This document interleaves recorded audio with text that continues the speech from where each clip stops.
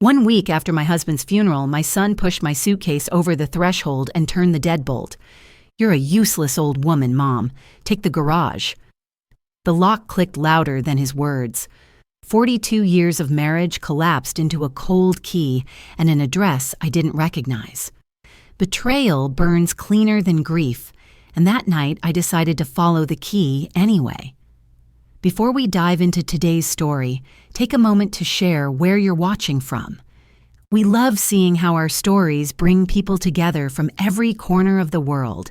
Your thoughts and comments are what make this community so special, and we're truly grateful to have you here. If you haven't already, don't forget to hit that subscribe button and turn on notifications so you never miss a new story filled with drama, resilience, and unexpected twists. Now settle in, get comfortable, and maybe grab your favorite drink because this is a tale you won't want to miss. Let's get started. The air conditioner hummed like it belonged to someone else's life. Cold light laid a hard glaze over the conference table at Kahn and Associates, turning our reflections into pale, flattened ghosts. I sat in a black dress that still remembered last week's funeral, fingers resting on my purse, index finger tracing a seam the way it used to trace IV tubing at 3 a.m. Tyler 38 trim. Suit cut too tight to leave room for kindness. Heavy watch cologne with a sharp woody bite took the chair across from me. Beside a legal pad, attorney Rashida Khan broke a seal with a quiet, professional rip and began to read. For Tyler Moore transfer of the Detroit Riverfront condominium and the attached investment portfolio? Tyler's eyes flashed. He squeezed my shoulder as if to comfort me.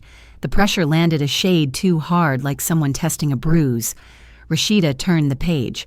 For Evelyn Moore transfer of the Fort Street garage located on the edge of Corktown. She slowed, looked up, and enunciated each word and its contents. The phrase hung in the cold like a key, dangling just above my palm. Tyler snorted softly, a laugh through his nose, meant only for me. "What will you do with the real assets, Mom?" He whispered the words, dressed as pity, sown with pride. I heard my name attached to a place I hadn't asked for and a future I didn't recognize. Somewhere behind the glass and the air vents and the polite law office quiet, the outline of Frank, my husband, of 42 years, seemed to hover in reflection, present enough to be missed, absent enough to offer no explanation. The papers whispered as Rashida stacked them square. I caught the phrase again on the page, and its contents letters growling up from the white, a tiny umbrella spread over something I could not yet see. Out in the hallway, the windows threw back a wavering sheet of the Detroit River. I asked it as if he were standing there. "Frank, why this?" My voice surprised me with its lightness, the way grief sometimes comes out, not as weight, but as thin air. Mrs. Moore Rashida said evenly, walking with us, heels clicking against polished stone. "The will is tight. The phrase, and its contents, is a legal umbrella. Everything inside belongs to you." She paused, then produced a small gleaming key on a fresh-cut head from her blazer pocket. "Mr. Moore asked me to hold this," he said. "You'd understand when you arrived. Mom can stay with me for a bit." Tyler cut in a smooth layer of concern poured over rebar. "We'll sort it tomorrow. That garage is dangerous. Outdated code everywhere, I'm sure." The key kissed my palm with a metallic clink. For the first time all afternoon, the light shifted warmer, or maybe that was just my hand closing around something that felt like mine. Inside Rashida's calm, I heard the word she'd chosen to emphasize: inside. As a nurse, I'd learned how the surface lied and the core told the truth. Shell core. Skin blood. The word lodged behind my ribs. By night, the condo's hallway glowed a tired neon. Tyler slid my suitcase to the threshold and set it squarely across it like a wedge. "I have an early meeting," he said without looking up. "I boxed the rest of your things. You can go to Aunt May's a few nights. Or the garage." "This was our home," I said, a sentence I thought might unlock a memory or buy me a breath. He cut the sentence in half. "My home." The will said so. The door shut with a deliberate clack. The deadbolt threw itself with a second harder click, and the lock's echo outshouted his voice. The hallway made a long tunnel of tile and glass. The suitcase wheels murmured as I pulled it toward the elevator, rubber rattling in a rhythm that sounded like someone leaving a hospital and forgetting to say goodbye. In the elevator's brushed steel, my face broke into a dozen dull panels. Detroit at night smelled like a city exhaling river rain gone missing for weeks, concrete that remembered summer. The sky had lost its blue and kept its heat. I drove west past the stadium lights and old brick that used to be new past Corktown's bars, thinning into warehouses, until Fort Street leveled out to a long, low breath. I found the address Frank had arranged for me without ever telling me. The building wore neglect the way a tough man wears a leather jacket cracked on purpose. Flaking brick. A sun-faded sign with letters you could almost read if you wanted to lie to yourself. A steel door stippled with rust. The first key slid in with resistance like a joint that needed work. The lock considered me, then yielded. Click. The sound was small, but it traveled through my arm. The door grudged open with a tired scrape. Inside was dark cool and smelled like old oil and old dust, not rancid exactly, just history that hadn't been aired. Night wind nosed at my back, then let me alone. I stood in the threshold with my bag on the concrete, breathing like a nurse, again slow in, slow out, scanning the room the way you scan a trauma bay, corners, exits, lines along the floor. Something steadied in me. Shelter first, feelings later. I thumbed my phone's flashlight and drew a white blade across the gloom. That's when the beam found the second door. Steel again, but newer, with a rubber gasket running the perimeter, like a seal on a machine you don't want contaminated. My free hand reached for it, tentative, then certain. The same key found the second lock, slipped in and turned. Click. This sound was warmer, truer, like metal that had been waiting for this moment. The door opened on a breath of refrigerated air, clean, quiet, almost sweet. In the hush that followed, a row of LED strips woke one by one down the ceiling, blooming a polite dawn over a floor poured in glossy epoxy, stainless steel shelving lined like an operating room, and a small infrared camera in the corner winking a red dot. The outside had been theater. The inside was a promise. I stepped through, and the door settled behind me with a sealing whisper. The light skimmed the place coils of hose, hung in measured loops tool chests, squared to the wall, everything labeled in a careful hand. On one wall, a laminated maintenance board had boxes dated by quarter. Beside each box, an angled familiar F cut into an M with a straight, unhurried stroke. Frank's signature. I felt my throat tighten. It didn't steal breath, it gave it back. 3 tarps lay down the center bay, tight-fitted and industrial stitch, their outlines precise. Their edges tucked the way nurses tuck sheets. The light fell across their ribs and gave up no secrets. I reached out without meaning to my hand, these hands that had placed cannulas and checked pulses, sure hands that had comforted strangers at dawn, trembled on the first tarp's hem. From the corner, the camera's red pin blinked like a tiny heartbeat. Tyler's words tried to scratch at the door in my head.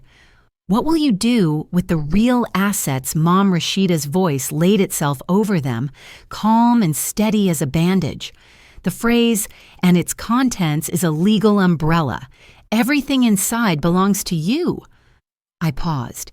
If this room had survived neglect by wearing a mask, maybe something inside it deserved to be met with the same discipline I brought to a crisis.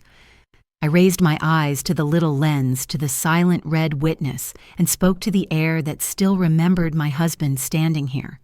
Frank, what did you leave me? The LEDs softened a notch like evening on command.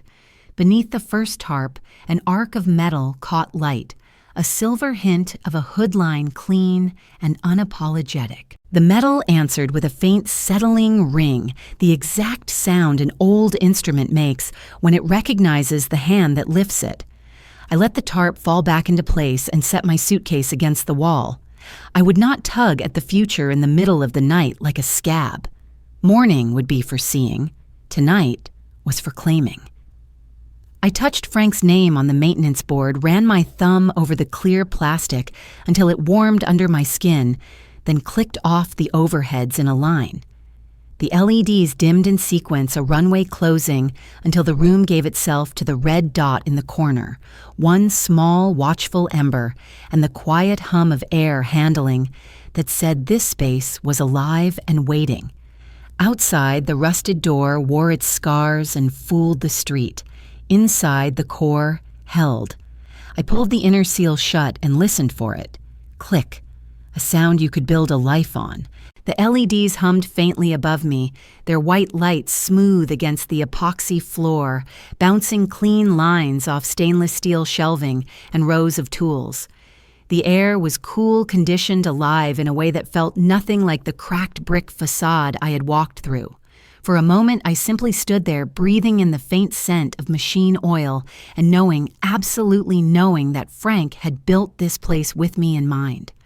I turned to the first tarp, my hand steady from decades of clinical precision curled into the industrial canvas hem. With a tug, the sheet slid down and pooled at my feet. Light swept across silver curves the unmistakable body of a 1966 Shelby GT3 Fighter R. The hood's lines caught the overhead LEDs, each ridge sharp and unapologetic. A racing legend, not a forgotten relic. I exhaled the disbelief, cracking into something more like awe. The second tarp came away easier, like my hands already knew the rhythm. Deep paint gleamed even under warehouse light, a 1970 Plymouth Hemi Cuda chrome accents, flaring where the fabric had shielded them for years. I ran my fingers just above the finish, stopping myself before the touch. Frank's discipline whispered through me, respect what's preserved. Finally, the last tarp fell and I stood face to face with a 1953 Corvette C1. Slim lines, delicate chrome, the faint tang of aged leather, pristine but lived in. The kind of car that breathed its own history. It wasn't just a collection. It was a statement. On the walls, laminated maintenance boards bore his signature, F. Moore, signed every quarter. On the shelves, file boxes in neat order, provenance papers, collectors' insurance slips, invoices from 5 years of climate-controlled storage. Every tarp pulled back had dismantled a piece of my doubt. Frank had planned all of this with surgical care. At the far wall hung a framed black and white photo of the old factory floor. Something about the way it sat centered but too solid made me step closer. When I lifted it, hinges gave way to reveal a steel safe embedded behind. My heart thudded. Frank's world was full of secrets wrapped in discipline, and here was another one. I traced the keypad with my thumb. The code came to me unbidden, the date of our wedding. I tapped each number slowly, the way I used to check vitals measured deliberate. The lock responded with a soft talk, and the door swung open. Inside lay a folder and a handful of objects arranged like a kit. A letter scrawled on graph paper, grease smudges staining the corners. I unfolded it, his handwriting pressing through the page as if he had leaned too hard, impatient as always. "My Evelyn," it began. "I built this room to protect you and to test the boy. Tyler will need to show character, not greed, to earn his way. This is the only measure that matters. Remember, respect buys you access. Without respect, no one has the right to touch what's inside." I held the page, my thumb brushing over the grease mark. The smudge was fresh, once proof that he had touched this himself, not some lawyer or banker. Beside it sat a USB drive labeled in his block letters, Frank Video. A card case held 3 business cards, Rashida Khan, Estate Law, Marty Delgado, Vintage Autos, Gus Petrov, UAW. He had not left me alone. He had given me a team. Next came a thick insurance binder separate from the rest of the estate, naming the garage itself. Riders on fire safety and emergency response were highlighted. The sprinkler system, the sealed walls, it was all written into contracts. Frank had covered every angle. I pressed the safe closed and turned to the control panel on the wall. A button pulsed. I pressed it, and a digital readout blinked to life temperature and humidity, both steady, logged across. weeks. Sensors quietly working, protecting everything within. He had thought of everything down to the decimals. I sank into the wooden chair by the wall letter spread across my lap. The words pulled me inward. If Tyler respects his mother and acts in truth, the road will open. I whispered it aloud, tasting the word open. It wasn't just doors or locks, it was inheritance family, the right to a future. The garage was no vault of cars. It was a test, a map, a covenant. I whispered back into the silence, respect buys you access. Then softer still, old shells can rot. But the core has to hold. As I stacked the documents to return them to the safe, something slid loose from the vinyl folder, marked Corvette. A smaller envelope tucked where it didn't belong. I pulled it free and opened it. Inside was a printed email chain between Frank and a curator at the Henry Ford Museum. Subject line community option. They had spoken of a future where if the family chose the Corvette could be placed on display for the public, kept not as one man's prize, but as Detroit's story. The page fluttered slightly in my hand as the ventilation shifted. Not only had Frank prepared for betrayal or greed, but he had also left a door for generosity, a way for his work to serve more than us. I set the letter, the USB, the cards, and the insurance binder in a row, aligning them edge to edge until they made a clean line on the desk. Above them, the framed photograph of the factory floor reflected the LED light in a faint glow. Somewhere inside me, a map clicked into place. The garage wasn't a burden. It was a trust with its rules written in steel oil and law. Frank hadn't abandoned me to it. He had left me the means to understand it and the condition to defend it. My hand hovered over the phone, then tapped Rashida's number. The line began to ring, a crisp, certain sound. Whatever came next, I would not face it alone. Morning light slid under the exterior roll-up and laid a warm strip across the epoxy floor. I cracked the inner seal and let the room breathe. Cool, conditioned air met the faint river breeze and settled into a truce. The LEDs stayed on no illusions this time, just stainless steel orderly files and machines that hummed only when asked. The click of heels on epoxy announced Rashida first, followed by the soft rubber squeak of Marty's shop shoes and the slower, heavier step of Gus. Rashida claimed a corner of the stainless workbench like she'd done it 100 times. She spread the will and trust documents, put on a pair of narrow reading glasses, and used a highlighter with the tenderness of a surgeon. "The phrase and its contents is your legal umbrella," she said, tapping the line with the neon edge. "The documents are in order. Cum and its contents. La o fapli qua ba. Giai to jung chuan." The way she emphasized inside made something in my chest unclench for the first time since the conference room. Marty had already pulled on thin nitrile gloves. He moved to the Shelby, popped a flashlight between his fingers without touching the paint, and read the stamped characters like he was reciting by heart. He compared them to a build sheet from the labeled folder, then nodded once.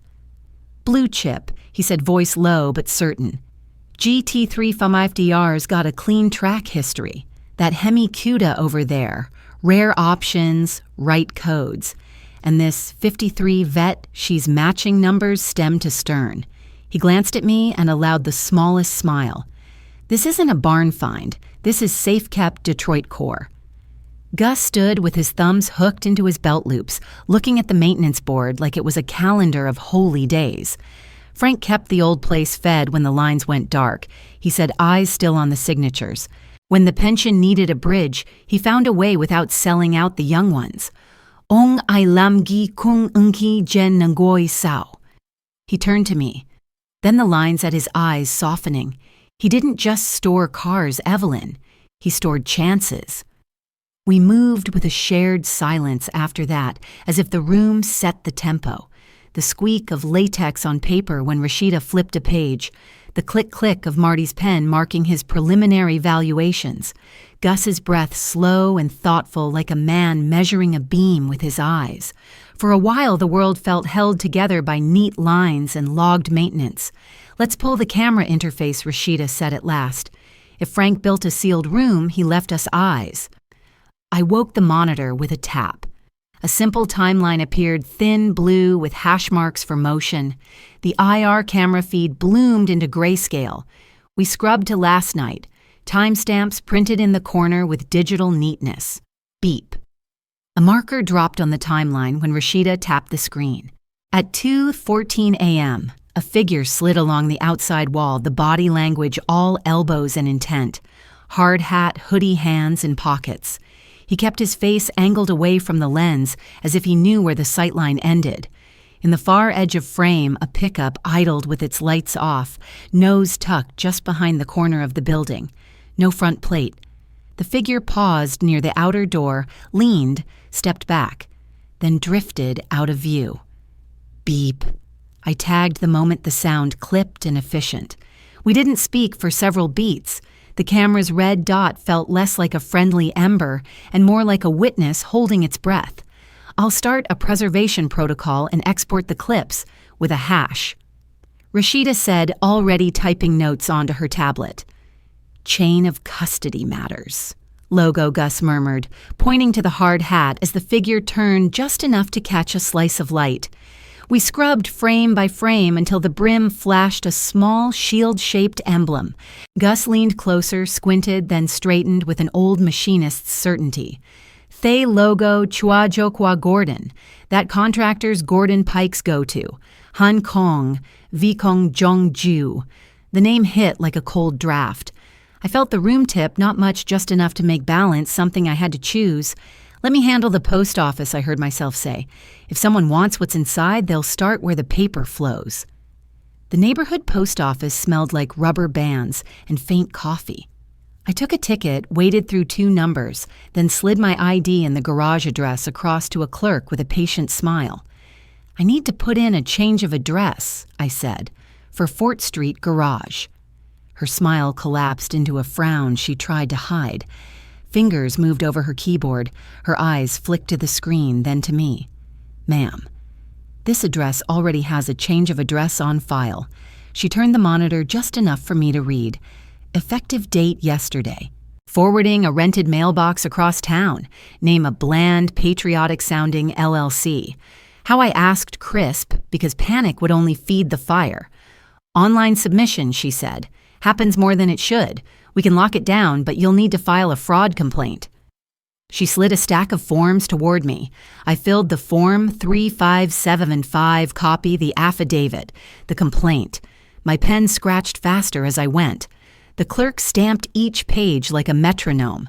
We'll place a hold on any forwards tied to that address, she said. You should also call your financial institutions. Back at the garage, I laid the photocopied Form 3575 and the receipt on the stainless steel, the ink still a little shiny. They tried to reroute the mail, I said. Financial statements, insurance, anything with teeth. Rashida's eyes sharpened. Good catch. She photographed the form, then the time-stamped camera screen. Min bach la jiu kien je tiep kan, kong min bach kong access. She didn't look at me when she said it. She looked at the paperwork like it was a doorway only some people earned. Gus was already at the monitor tapping the brim of the hard hat in the frozen frame. Zoom that edge. Marty obliged and the Shield logo snapped clearer, company name curved across phone number below. I'll run corporate records, Rashida said, fingers already skating across her keyboard. Within minutes, an entity file filled the tablet. Corporate officer, an accountant I didn't know. Parent Midwest Heritage Holdings, LLC. Her brows knit. Well, look at that. Another search, another record. Midwest Heritage has prior transactions with Tyler's Development Company. She turned the screen so we could all see it. Date lines stitched themselves to our memories, recent invoices, familiar names. Marty let out a breath through his nose, a mechanic's version of a curse. Money smells like this when it's trying too hard, he said, hot and overconfident. The room shifted again, less truce now, more perimeter. I could feel the stakes setting like concrete, the footage, the change of address. The contractor logo, Tyler's company name in a ledger he probably assumed no one would bother to read. Rashida gathered the papers into a neat stack, her movements tightening. She slid a legal pad on top and capped her pen with a click that stood in for a gavel. If they put their hands on the paperwork, they'll meet the law. She said, voice gone, courtroom flat. No ho dam jung gyai, to ho se jung fap li, toi chohora chieo. My phone vibrated in my pocket. The screen lit my palm. Incoming. The name didn't have to appear. I knew the cadence of that ring the way I knew the weight of the garage key. I looked at the team, the lawyer with her umbrella phrase, the appraiser with his clean histories, the union man with his memory of Frank, and felt the room align behind me like a spine. Then I slid my thumb toward the call and let it ring one beat longer than necessary. Saturday morning dragged a gray sky over Fort Street. The garage's brick facade wore its rust like old scars. The red sheet of paper slapped against the outer steel door, shuddering each time the wind caught it. Immediate code violation. Unsafe structure. It screamed in bold black letters. The glue at its corners crackled when Evelyn's fingertips brushed it. Something about the paper felt wrong, too rough, too new. The crunch of shoes on pavement broke her focus. Tyler approached jacket collar High Gordon at his side, broad and smug. Trailing them was a man in a reflective vest with a plastic badge, swinging from a cheap lanyard, letters blurred by glare. Inspector, he introduced himself without offering credentials. His eyes skittered sideways, not quite meeting hers. Evelyn did not flinch. She slid the outer key into the lock, twisted past resistance, then pushed the heavy door inward. The inner chamber glowed clean and precise, as always, LEDs humming with steady light. She stepped aside and let the so-called inspector's boots clatter on the threshold. The man hesitated at the second seal until Evelyn keyed it open, revealing the stainless tables, epoxy floors, and cool air that made Gordon's smirk falter. Rashida arrived minutes later, her dark coat sharp against the sterile brightness file case under one arm. She spared only a glance at the red violation before asking, "Show me." Gordon slapped a stack of papers on the workbench. "Signed today," he said, voice oily. "Will assume liability. Unsafe structures are the city's concern. Let us take the burden off your hands." Evelyn's gaze slid to Rashida. The lawyer extended her palm, and Evelyn passed the notice. Rashida held it beneath the LED strip, tilting it like a jeweler examining a stone. Her pen tapped twice against the margin. Watermarks off. The seal design wasn't introduced until 3 years later. And this font wrong. City forms don't use it. Her phone was already in hand camera pointed at the page as she accessed the public violation database. She keyed in the ticket number. The screen returned blank. She recorded it. Non-existent. The inspector shifted his weight, throat bobbing. Marty arrived just in time to catch the man's unease. He snapped a photo with an authentication app. The result flashed red.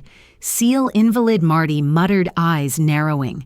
Gus folded his arms, the posture of a man who had worked enough shifts to know a fraud when he saw one.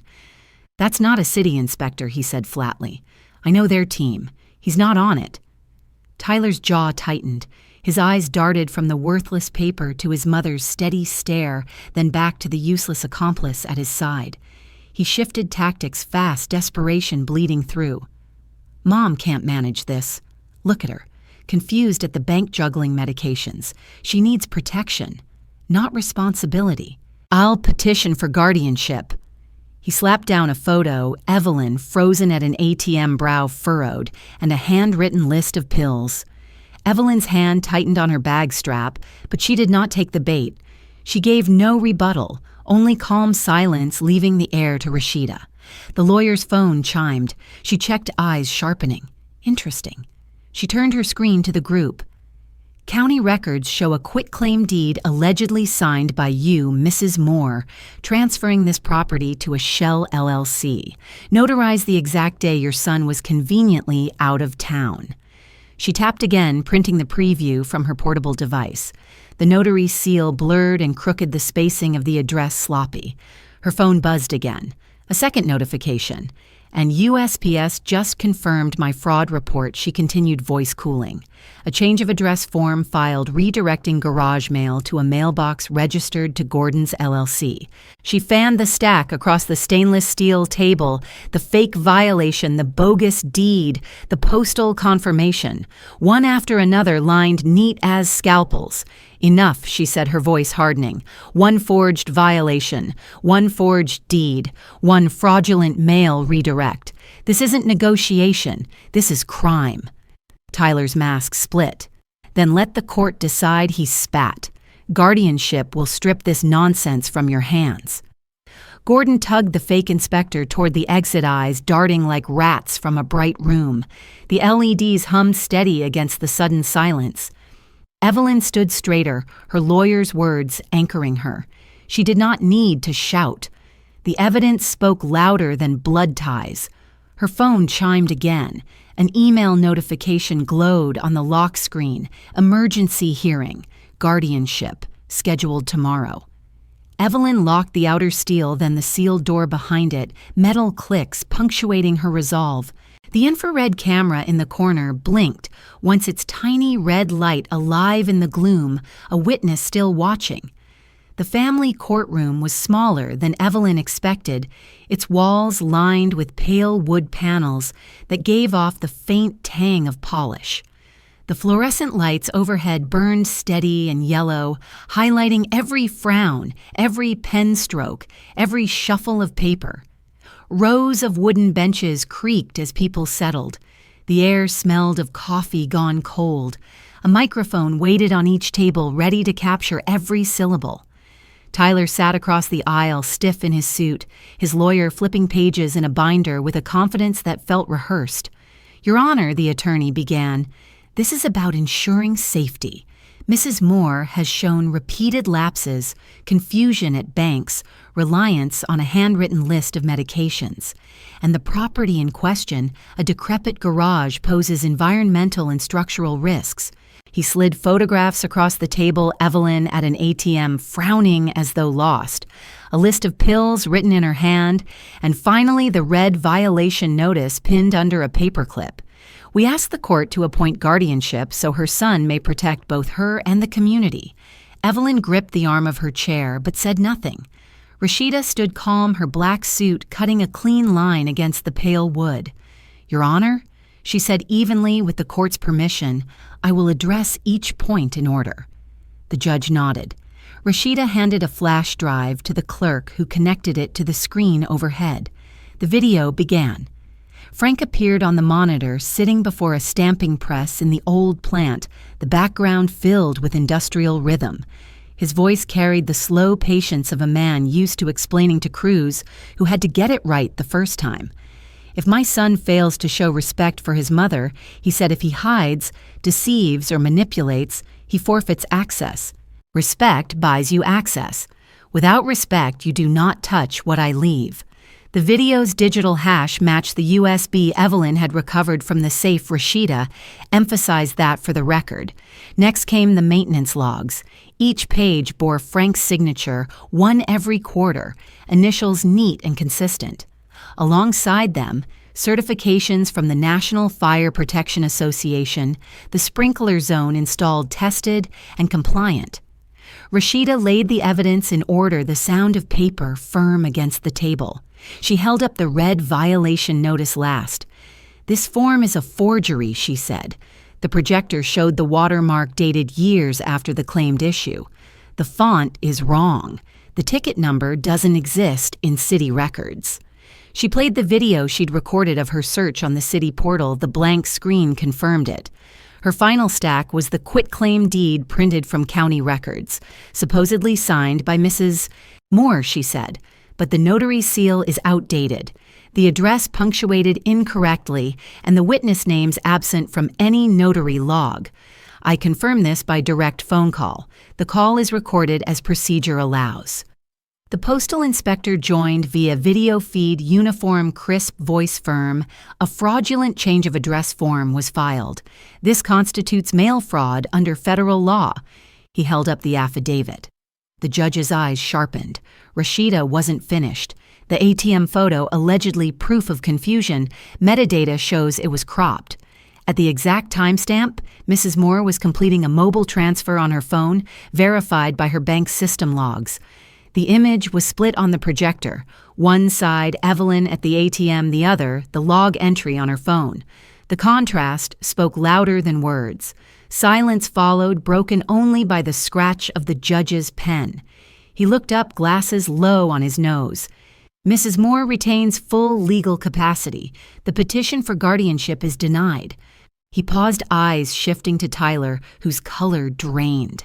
Furthermore, the court refers this matter to the district attorney for investigation into forgery and mail fraud. Gordon, lurking in the back, turned his face away from the press row, jaw tight. The gavel struck. Relief washed the room, but tension lingered. Rashida leaned toward Evelyn. "The judge has also issued a subpoena," she whispered. 6 months of financial records between Tyler's accounts and Gordon's LLC. It's only a matter of time before the flow of money surfaces. Evelyn nodded, her breath steady. In the hallway, the chatter of reporters and clerks filled the air. Tyler cornered her near a quiet alcove. "Mom," he said, voice lower, pleading, "come back to the condo. Let me handle the headlines, the investors, the press. Just let me." Evelyn raised her chin, the courthouse light glinting off her hair. "From now on, the boundary stays. Respect buys you access. Nothing less." Tyler's mouth opened, but no words came. He seemed to shrink in his suit, realizing the phrase wasn't metaphor, but law, her law. Frank's law, and now the court's law. That night, the garage stood under a dripping sky. Inside, the LEDs hummed stainless steel, catching pale light. Outside, the IR camera blinked red, catching a figure standing still before the outer door. The motion sensor flickered once, twice, then went dark. The camera timestamp burned quietly in the corner of the feed, and in the shadows beyond, the silence deepened too long, too deliberate, like a fuse waiting to be lit. Rain slicked the pavement outside Fort Street Garage, each drop rattling against the rusted awning like tiny warnings. The IR camera blinked red, its feed speckled by silver static as drizzle streaked the lens. The motion sensor at the outer door flickered twice, then went black. A figure hunched low hood, shadowing his face, crouched at the junction box. The scrape of a blade sliced the rain, leaving clean marks on the protective sheath. He lifted a plastic canister, tilting it carefully, and gasoline streamed along the steel threshold. The fumes rose sharp and acrid, mixing with the wet night air. He thumbed a lighter. The flame caught, instantly racing along the film of fuel. Fire snapped against the old paint-orange teeth, biting. But before it could roar further, a low hiss answered sprinklers burst from the soffit, spraying a fine arc over the doorframe. The system Frank had designed negative pressure inside, sealed climate control, swallowed the smoke, and held the flames outside. The logbook in the wall console recorded the activation timestamp, glowing green. The blaze sputtered into steam. Within minutes, sirens painted the block in streaks of red and blue. Evelyn unlatched the outer door, rain slapping her hair flat as she pointed firefighters directly to the hazard. "The NFPA compliance sheet is posted," she told them, her voice steady. Rashida arrived in a dark coat, the postal inspector at her side. Flashlights cut across the wet concrete as photographs snapped, severed wiring, gasoline stains, the plastic container left behind. The canister bore a construction company logo. Rashida pulled her phone, cross-referencing an invoice from Gordon Pike's firm. The batch number matched. The line between vandalism and evidence had just been crossed. Inside, the fire chief scrawled on a clipboard confirming the burn pattern had stopped at the sealed inner door. "Whoever built this saved you tonight," he said. Evelyn nodded, fingers brushing the steel as though Frank's hand were still on it. Morning brought no rest. A blog headline screamed across phones and desktops, "Widow hoards flammable junk, puts neighborhood at risk." Tyler's message arrived within the hour. "You're making us a spectacle, Mother. Stop embarrassing the family." Evelyn stared at the words until her lips tightened. Then she dialed. Not Tyler. The press. By afternoon, local journalists stood beneath the dripping eaves lenses, fogging as they were ushered into the immaculate interior. Evelyn stood tall at the inox table sprinkler log spread maintenance reports lined in plastic sleeves. "This is no hazard," she said, her voice ringing over the click of cameras.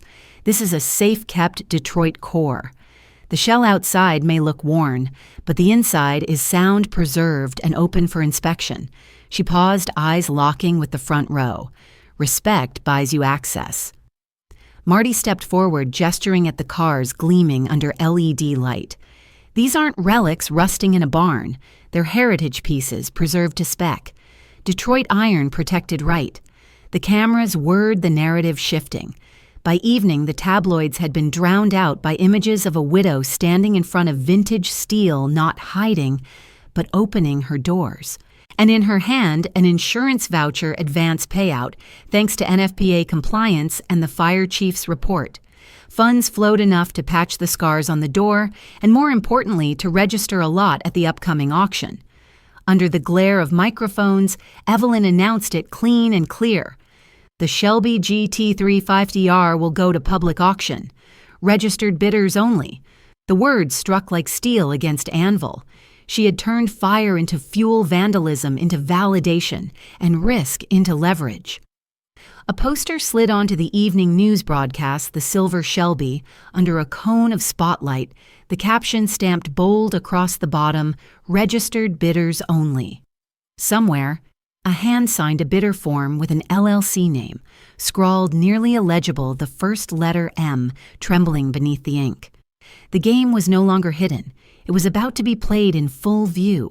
The auction hall hummed with a restless current, the kind of energy that builds before a storm breaks. Chandeliers glittered overhead, refracting light onto polished floors. At the center, under a sharp white spotlight, the Shelby GT350R gleamed like liquid silver poured into muscle and steel. Evelyn walked beside Marty, her heels striking with a rhythm of control, though her pulse was climbing. Rashida, poised in the back row, observed with a lawyer's stillness, her pen ready, but her eyes sharper than any blade. The gavel cracked once, echoing through the chamber, and numbers began to climb on the digital board. A forest of paddles rose and fell, but one bidder in particular pressed forward with unsettling precision. He barely glanced at provenance files or Marty's commentary. He simply raised his paddle again and again, inflating the price with unnatural urgency. Marty leaned close to Evelyn, voice low. "This is hot money. Someone's pushing to corner you not to buy the car." Rashida slipped from her seat and approached the registration desk. Her hands were casual, her smile polite, but her eyes darted quickly across the paperwork. She photographed the record with her phone. Midwest Heritage Holdings, LLC, a shell company on paper, but one of its co-directors had once signed checks as Gordon Pike's accountant. Within seconds, Rashida texted the screenshot to Marty and Evelyn. The dots connected themselves. The anonymous bidder was no stranger at all. The bidding surged higher. Gasps rippled through the audience as the Shelby's value leapt beyond expectation. The air thickened with anticipation, and the gavel hovered like a blade. Then a different voice cut across the tension. From the aisle, a representative of the Henry Ford Museum stepped forward, holding a folder. "This car is more than chrome and horsepower," he announced. "Frank Moore signed an agreement years ago, a community option. The family can at any time choose to place this vehicle under our care for a fair sum, provided it remains on public display to honor Detroit's working legacy." He handed the printed email to the auctioneer, the museum's seal unmistakable. Marty leaned to Evelyn's ear, his tone urgent but steady. "Frank built you an exit. You can withdraw the lot before the hammer falls. It's your right under auction rules. This isn't just a sale, it's a story, and the museum will preserve it." Evelyn rose. The microphone caught the firmness in her voice, amplified across the hall. "Lot 34 is withdrawn. The family will engage directly with the Henry Ford Museum, honoring Frank Moore's community option." The room erupted in murmurs. Some booed at the disruption, others clapped lightly, sensing the justice in it. The auctioneer nodded, citing the rulebook, "Withdrawal is valid before the gavel drops." The digital board froze mid-increment. Evelyn lowered the mic, her grip loosening as though she'd just released a weight long carried. At the edge of the crowd, the anonymous bidder slammed his fist into the armrest of his chair. The LLC mask had cracked, and behind it, Gordon's fury glowed. His scheme had been short-circuited in public, stripped of profit and secrecy alike. Outside, under the dim lot lights, Gordon's phone lit up his face. His voice was hoarse with panic. The lot was pulled. The money's locked. If I don't deliver, I'm bled-dry messages stacked against his screen debt calls, penalty notices. His breathing hitched. In that moment, desperation rewired him. He was no longer maneuvering, he was cornered, and cornered men rarely choose carefully. Back inside, Evelyn felt a ripple of relief, even as Rashida's phone buzzed. A new email flashed across the screen, subpoena results ready. The chain of money was waiting to be exposed. Tyler, miles away, unfolded his own letter, the bank warning him of foreclosure on his stalled condo project. His fingers trembled. For him, too, the deadline had arrived. That night, Evelyn returned to the garage. She set her palm against the vinyl binder that held the Corvette's papers. For a moment, she thought she felt the heartbeat of the past thrumming through it. A corner of faded tape, lifted just slightly, showing the edge of something hidden beneath. She brushed her thumb over it as if Frank himself had left her one more map. The auction was over, but the true confrontation was only beginning. The morning light spilled across the polished glass table in Rashida Khan's office. She unfolded a wide A2 chart, the edges stiff and sharp, and spread it across the surface. Evelyn sat still, her palms resting flat, as though anchoring herself to the table. Marty hovered at her shoulder, his sharp eyes scanning the arrows and blocks. The flow chart was damning in its simplicity. 3 arrows stretched from Tyler's personal account to Midwest Heritage Holdings, LLC Gordon Pike's shell company. Each arrow carried the same memo consulting. Rashida tapped each with the tip of her pen. 3 transfers, 3 dates. She circled them with quick practiced motions. The first, same day that false code violation notice went up on the garage. The second, the day that bogus quitclaim deed was filed. The third, the night of the auction registration. Beside each arrow, attached with bright red diagonal strokes, were corroborating pieces, a time-stamped screenshot from Tyler's bank portal, a USPS log aligning with the fraudulent change of address form, an IR camera capture of the hooded figure outside the garage. Rashida leaned back, her voice measured but hard. This isn't negligence. This is conspiracy. Wire fraud joined at the hip with mail fraud. Evelyn's eyes traced the word consulting. Her thumb pressed against the paper until it whitened. She didn't speak, but Marty did. Hot money, he said grimly. That's what pushed the auction. Not collectors, not heritage, just heat. Rashida flipped over a stamped email from the bank's compliance office, produced under subpoena. The sound of the rubber stamp thunk received echoed in the room. By noon, Evelyn climbed the unfinished stairs of her son's penthouse project. Dust clung to the air, lit in pale shafts from glassless windows. The skeleton of wealth stood exposed, raw wiring, drywall, half-hung steel studs, jutting like broken bones. Tyler sat on an overturned paint bucket. His tie loosened his hands, gripping a letter he could no longer hide. He pushed it toward her. They're calling the loan. If I don't cover this by next week, the bank takes it. The condo. Everything. His voice cracked. Evelyn drew a folded copy of the flow chart from her bag and spread it on the slab beside him. And this? She asked quietly. You call this consulting for Gordon? He said nothing at first, just stared at the dust motes rising and falling. Then words broke out in bursts. I had to keep face. Dad never trusted me. You don't. I needed to show I could stand on my own. Her reply was colder than the wind, blowing through the half-framed windows. You chose gloss over truth, image over substance. The letter in his hands shook as if alive. The dust swirled around them, making his excuses feel paper-thin. By afternoon, the courtroom was once again their stage. Rashida presented the exhibits with surgical order. Exhibit A bank transfers with memo consulting. Exhibit B invoice and lot number from the fuel can recovered at the garage fire. Exhibit C infrared camera footage capturing the sabotage timestamped. Exhibit D affidavit from USPS inspector confirming fraudulent, Form 3575.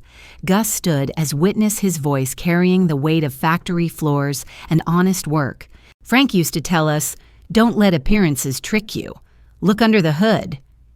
Gordon's lawyer muttered about legitimate consulting services, but even the words sagged under the evidence. The prosecutor rose formal and steady, requesting time to expand the investigation into conspiracy and wire fraud. The judge, unimpressed, tapped his gavel once. The court will retain these records. Any attempt to interfere with witnesses or property will result in immediate detention. Tyler bowed his head. Evelyn, though silent, felt her breath release in a short, sharp exhale. Order was being carved where chaos had ruled. At sunset, she found herself on the Detroit Riverwalk, the sky burning orange as the wind pressed cool against her face. Tyler hurried to catch her desperation in his stride. "Mom signed the garage over. I'll pay the bank fix this. It'll all go away." She turned slowly, the water glinting behind her, and spoke with the calmness of steel, finally tempered. "From here on, the door only opens with respect. Choose transparency and I'll move with you. Choose deceit and every door shuts." His throat tightened. "What do you want from me?" Evelyn didn't waver. "Tomorrow I'll lay out terms. Not a dollar without discipline." They stood in silence, their shadows merging and stretching across the water's surface. The wind carried her words final and immovable. Rashida's verdict still rang in Evelyn's ears. Money speaks. Today his money confessed. The judge's words followed. "The court holds the file. One more forgery and you'll be jailed." And Evelyn's own voice steady and unyielding. "You can be helped, but you will be governed. Respect buys you access." That night in the quiet of the garage, Evelyn laid the Corvette's vinyl binder on the workbench. A corner of faded duct tape peeled back. Her fingers worked it loose. Behind the flap, an envelope slid free, a codicil notarized Frank's last safeguard. She whispered into the stillness, "Frank, even the exit, you mapped it." The stage was set. The choice was no longer between winning or losing, it was between destruction and disciplined renewal. And tomorrow she would bring her son to that fork in the road. The garage was quiet that night, its walls breathing faintly with the hum of ventilation. Evelyn set the Corvette's thick vinyl binder on the steel workbench. The edge of old duct tape, gray and brittle, had begun to curl. Her fingertip pressed it flat, then pulled gently ret until a slim envelope slipped free from the spine and landed softly on the metal surface. Inside, her breath caught. A notarized codicil, the seal still crisp, and a letter in Frank's familiar block handwriting smudged with grease. Her eyes skimmed the first lines, and the shape of her husband's foresight emerged as precise as the machines he once tended. Clause 1, the Moore Skills Fund. A portion of net profits from the cars and related assets would be dedicated to training in restoration and mechanics right here at Fort Street Garage. Clause 2, the emergency brake. If any direct heir acted without respect or transparency, the assets would spring automatically into trust with the Henry Ford Museum Foundation, preserving the mission for the community. Clause 3. The roadmap for the cars, Cell 1, to start the fund, preferably the CUDA. Keep the Corvette as the emblem. Offer the Shelby to public display under the community arrangement. And tucked into the back Appendix A, a city letter promising 5 years of tax abatement if the garage became a training ground. Her finger landed on the underlined sentence Frank had written, "Respect buys you access." The ink blotched slightly where his pen had pressed too hard. Evelyn's eyes blurred. Even in absence, he had left her both a shield and a compass. By morning, the binder lay open across Rashida Khan's desk. The lawyer read each clause twice, lips pressed thin, then nodded once. Solid. Clause 2 is the kill switch. No one can wriggle around it. She began drafting a term sheet arranging each condition, like rungs in a ladder full disclosure of debts, every bank statement, contract, and email from Tyler, an independent trustee to manage all funds, 12 weeks of therapy with weekly reports, no exceptions, 6 months of community labor at the garage to launch what she titled the Tool and Trade Lab. The assets themselves would be restructured, the Hemi Cuda sold at no reserve for clean capital, the Shelby committed to the museum's community option, and the Corvette retained as both symbol and training model. Violation of any clause would flip the codicil's brake, transferring everything to the museum's trust. Marty agreed to cut his commission, Gus to teach safety and hands-on skills. Evelyn signed her approval. Rashida picked up the phone. Bring Tyler in. He wants rescue. This is the only shape it comes in. At noon, the air in the small conference room thickened when Tyler entered. His tie hung loose, his eyes hollowed from sleepless nights. Rashida slid the term sheet across the table. There will be no transfer of the garage, only conditional rescue. Sign it and you commit. His hand trembled as he read Clause 2. His face drained. If I slip, if I fail, it all goes to the museum. Evelyn's voice was calm, almost gentle. Respect and transparency, that's what opens doors. You wanted access. This is the price. Silence stretched. Then Tyler's eyes shut. His chest rose and fell, and at last his hand gripped the pen. I'll sign. The trustee's seal slammed down with a heavy cop. A fragile bridge had been built. That afternoon in family court, Rashida presented the consent order. The judge reviewed the framework, the term, sheet, the springing trust, the sales and partnerships. The prosecutor added that Gordon Pike had pled guilty to forgery and mail fraud, agreeing to cooperate. Tyler's case would remain under civil supervision violation, would trigger the codicil. The judge's gavel struck. The court accepts. Any breach, and Clause 2 executes automatically. A red filed stamp bled across the top page. Rashida handed one copy to the trustee. Evelyn allowed herself a slow exhale, the first in weeks that wasn't laced with dread. By evening, the garage had changed.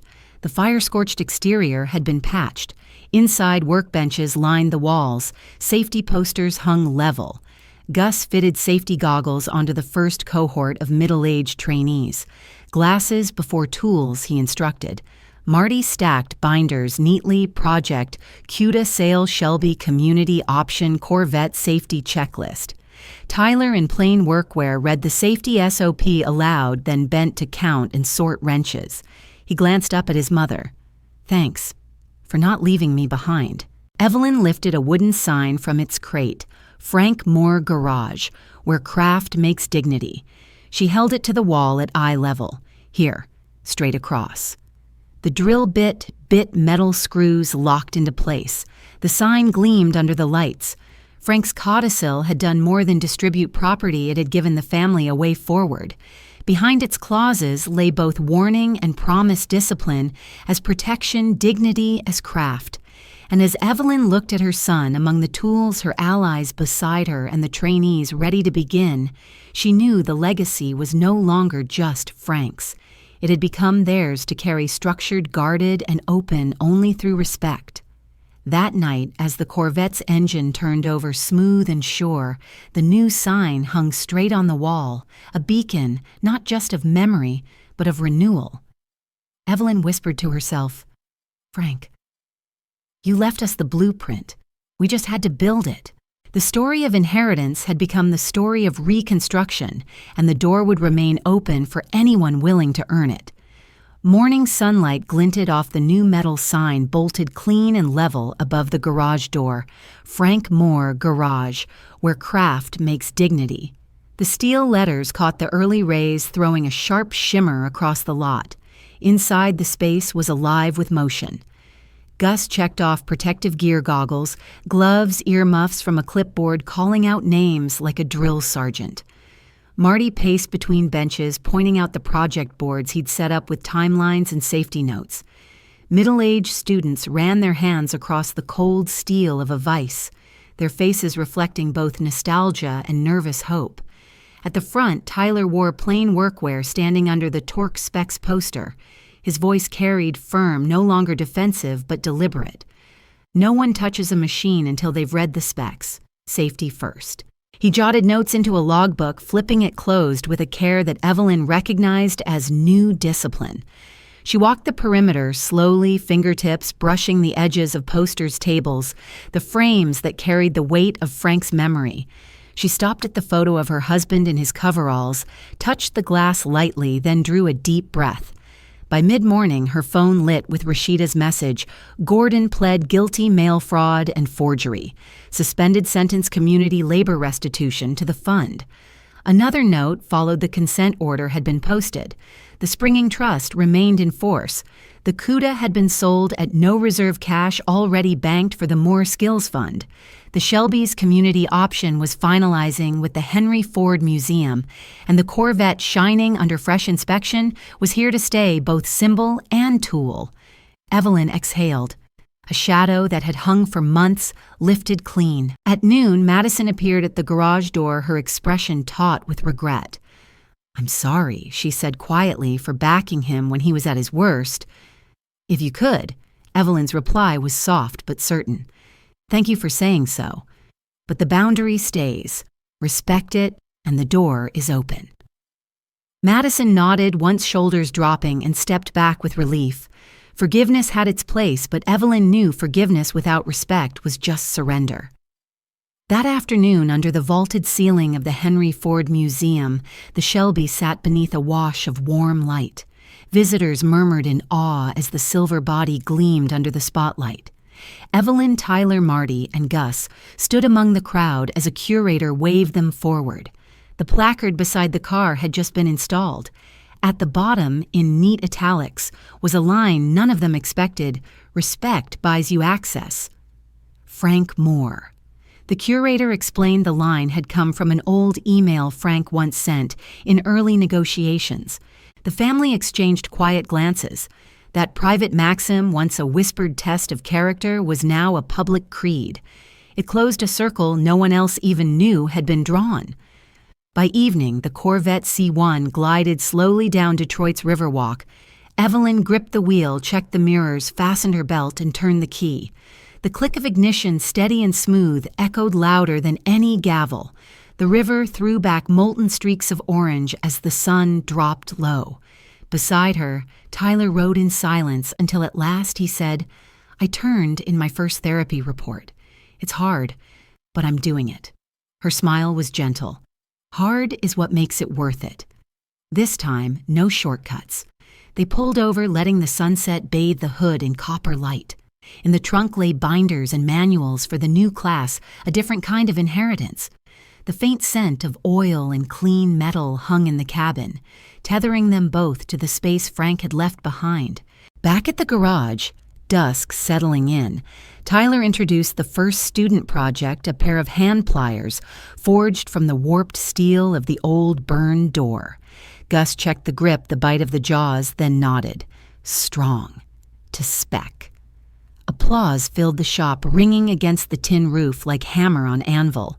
Evelyn faced the group, her voice firm but warm. "From today on, anyone who respects the craft and the people will find this door open." The symbols stood complete, the placard at the museum carrying Frank's words to the public. The pliers reborn from scarred steel, turning ruin into function. The sign above the garage made real. The Corvette's ignition click echoing like a promise. Evelyn knew this was more than survival. It was restoration, not just of machines or property, but of dignity itself. Tyler looked at her and said simply, "I'll keep the door open with respect." And as the river walk glowed behind them, Evelyn's voice carried softly a benediction. Both personal and universal respect buys you access. The door opens for those who've earned it. The camera of memory tracked through the garage faces of learners, steel tools shining under bright lights cut to the Shelby's placard, glowing in the museum, finally resting on the Corvette, parked before the shop key turned off with a final click. The roll-up door paused halfway, like an invitation never closed. The story had ended where it needed to, with craft dignity and a door still open. There are stories that end not with the clang of doors closing, but with the quiet strength of doors left ajar. At their core, they remind us that dignity is not something granted by fortune or stripped away by betrayal. It is rebuilt piece by piece through discipline, honesty, and respect. What once seemed broken can be reforged into something stronger, just as fire hardens steel. And what was once hidden in silence can become a gift for others when it is brought into the open with courage. In every journey, there comes a choice to repeat the mistakes of the past or to set boundaries that create a better future. The lesson is simple yet profound. Without respect, access is meaningless. But with it, even the most guarded doors can open. Justice, community, and healing are not abstract ideals. They are the result of countless small acts of responsibility, trust, and discipline. When these elements align, they transform personal struggle into a legacy that outlives us. This tale is ultimately about more than conflict. It is about how resilience turns hardship into wisdom, how principles outlast power plays, and how integrity paves the way for renewal. It is a reminder that our choices ripple outward, shaping not just our own lives, but also the lives of those who come after us. Thank you for joining us on this journey. If this story resonated with you, we'd love to hear your thoughts. Share your reflections in the comments below. Don't forget to subscribe and turn on notifications so you never miss the next story of resilience, family, and unexpected redemption. Your voice and presence help keep this community alive, and together we can continue opening doors one story at a time.